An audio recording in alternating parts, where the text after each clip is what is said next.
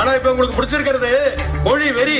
Sir நாங்க தமிழ மொழியா தான் பாக்குறோம், அவங்க தான் அந்த வெறியா மாத்திக்கிட்டு இருக்காங்க. ரயில்வே வேலை விளம்பரம் தமிழ் பேப்பர்ல வராதப்ப ரயில மட்டும் மணி ஆடிட்டு ஊருக்குள்ள வர விட்டுருமாக்கும். ஆனா ஒரு பயிலுக்கு வேலை கிடைக்கான்ற எப்படி விடுவோம்? எப்படி விடுவோம்? சரி தமிழ்ல வேணாம் இங்கிலீஷ்ல வந்துட்டு இருந்துச்சு, அதை ஏன்டா நிறுத்துறீங்கன்னு தானே கேக்குறோம்.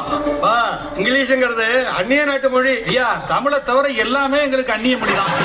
இந்திய பல மாநிலங்கள்ல அந்நிய மொழி தான் ஐயா. இங்கிலீஷ் படிச்சாலாவது உலகம் பூரா போய் பேசலாம் பிரின்சிபல்.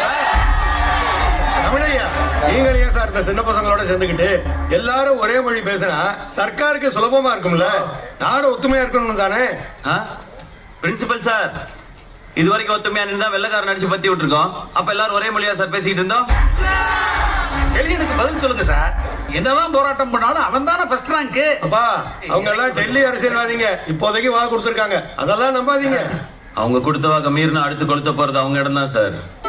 இது மாணவர்கள் வாக்குறுதி, எங்களுக்கு சொன்னா செஞ்சுதான் பழக்கம்.